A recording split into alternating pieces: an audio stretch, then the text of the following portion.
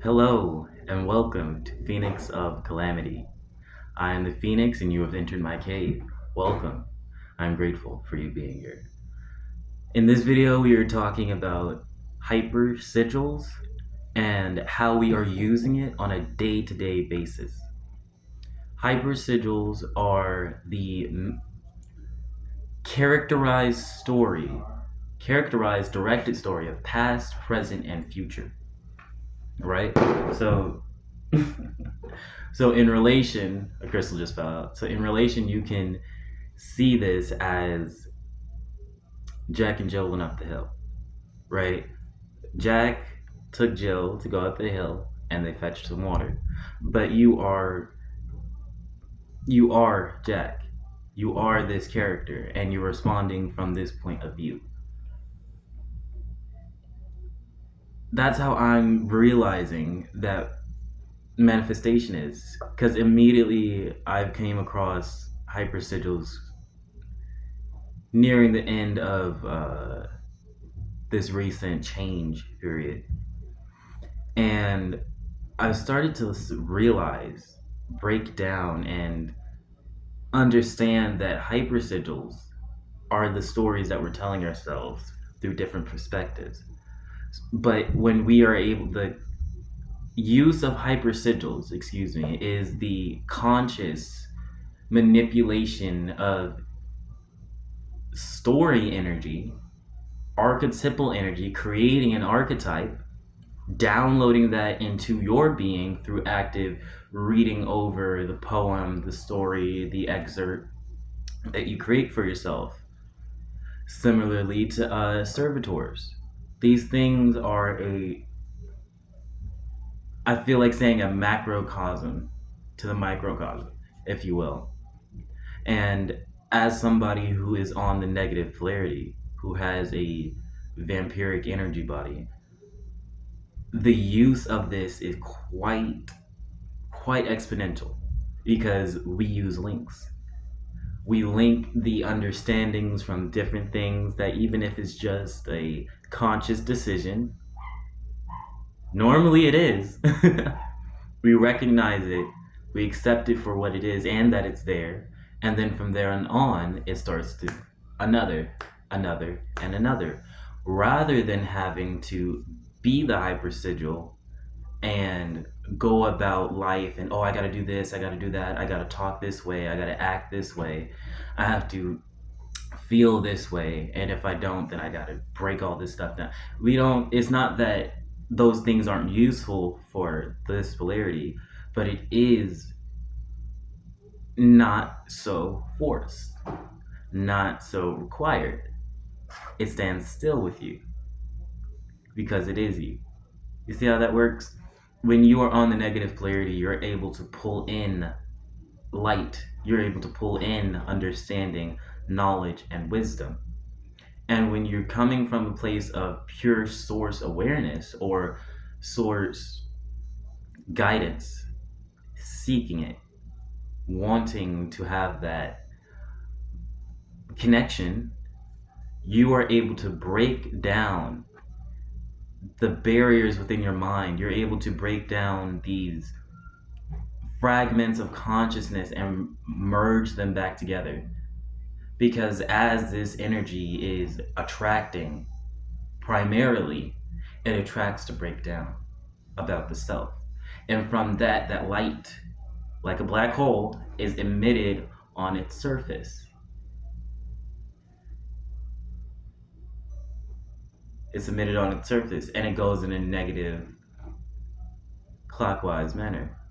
A negative torsion field spin.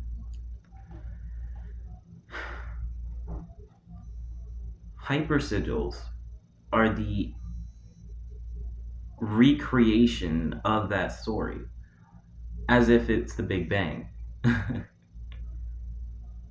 You're creating your own Big Bang. So therefore you're creating a sun or you're creating a black hole. Which one are you willing to choose?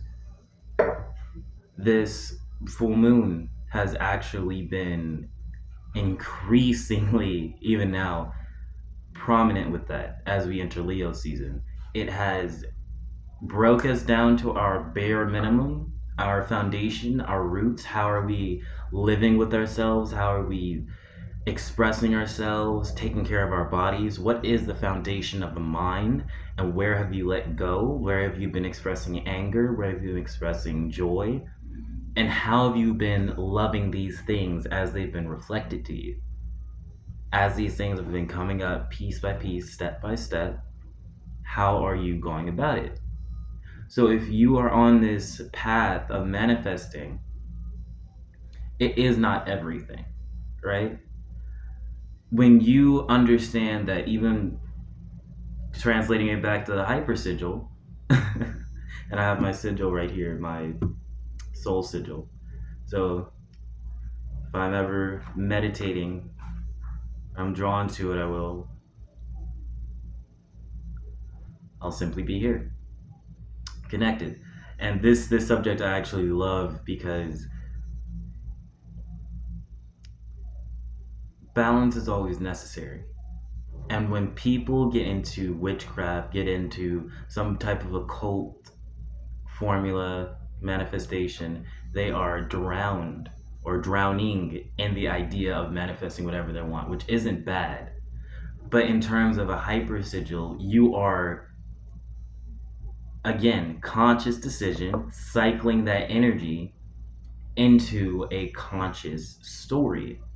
That hyperfixation, that hyperrealism, what you want happening in a full story, happening in full alignment with who you are. Because this is the practice that you're doing daily, this is the energy that you're giving into. And from there, you're able to translate to higher awareness through actual evolution, through your natural evolutionary cycles, rather than jumping into magic, manifestation, and all these workings, initiation, even from a space of I want to create, I want power, I want everything that's around me to be controlled by me, etc., etc. There would be no love in the world if that actually happened. But that there would. But the love in the world would then make you highly aware that that's not what you should be doing. But anyway, this, even that is something that this universe makes you aware of in the beginning. It's the parts of yourself that you know are not truly you, what you truly shouldn't be attached to and connected to in that manner. And with this, I feel like hyper sigils, being able to express from that state of spontaneous spontaneous manifestation, excuse me, you have a higher potential to be with yourself and to see what you want manifest, because it is more of a frequentness to acknowledge and then let go. For myself, I did this 3 days ago. I wrote down my hyper sigil and I was just reading over it and I really got into it. I felt emotion. I felt what it was like to be there in the moment and reminisce. And from there, I sat it down, and today, as I was going about reading it, a good 2, 3 hours passed. I actually started just to think, like, huh, I do remember what it was like doing that. And that was just out of spontaneousness. And immediately I let it go, but it hit me. That is our form of storytelling. Hyper sigilling is our form of storytelling, depending on how you are placing yourself. Where are you placing yourself in your hyper sigil? So if you're needing to get out of a mindset, why are you in fear of being in it? Sit with it, understand it, be the one that is the story rather than the one that is controlled by everything else that's in it. You're creating a reality, but you're not giving the space to be the knowledge, to be the wisdom, to the understanding that can feel and be centered with thyself. And that is why most people don't succeed. So, I hope that you gain something from this video. I hope that you meditate on this video. And remember, hit that like button, hit that share, and definitely don't forget to hit that bell icon, okay? Because I am posting as often as I can, which is every other day.